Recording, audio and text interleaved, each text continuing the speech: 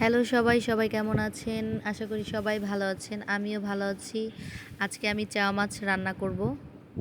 তো চলেন দেখি কিভাবে রান্না করি। আর প্রথমেই ভিডিওটা দেখার সময় একটা লাইক দিয়ে দিবেন আর সম্পূর্ণ ভিডিওর সাথেই থাকবেন। আমি একটা কড়াই গরম করে এর মধ্যে তেল গরম করে নিয়েছি। এখন মাছগুলোকে ভালো করে হলুদ লবণ দিয়ে মেখে নিয়েছি। মাছগুলোকে ভেজে নিচ্ছি। মাছগুলো একদম আমি লাল লাল করে ভাজবো। এই মাছ দিয়ে কিন্তু ভুনা খেতে ভীষণ ভালো লাগে। যারা খেয়েছেন তারা অবশ্যই জানবেন। তো আমি মাছগুলোকে ভেজে নিচ্ছি। আমার মাছগুলো ভাজা শেষ। এ পর্যায়ে আমি এগুলোকে তুলে নিচ্ছি। আর রান্নার জন্য আমি তেল দিয়ে দিয়েছি। এখন তেলটা গরম হয়ে গিয়েছে। এর মধ্যে 2টা তেজপাতা আর কাঁচা জিরা ফোড়ন দিয়ে দিলাম।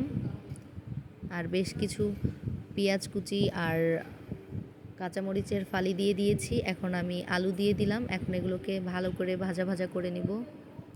পরিমাণ মতো লবণ দিয়ে দিচ্ছি।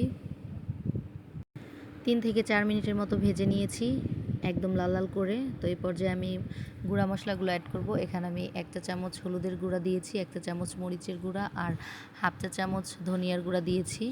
সামান্য জল দিয়ে এখন আমি তরকারিটাকে কষিয়ে নিব।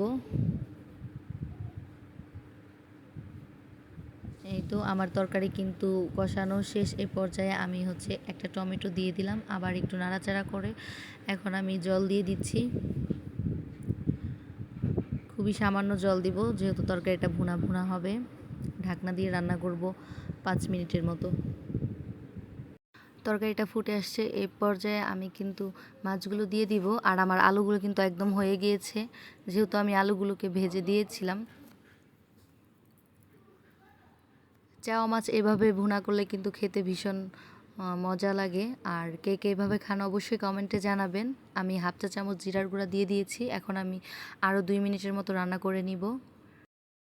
আমার তরকারিটা কিন্তু একদম হয়ে গিয়েছে।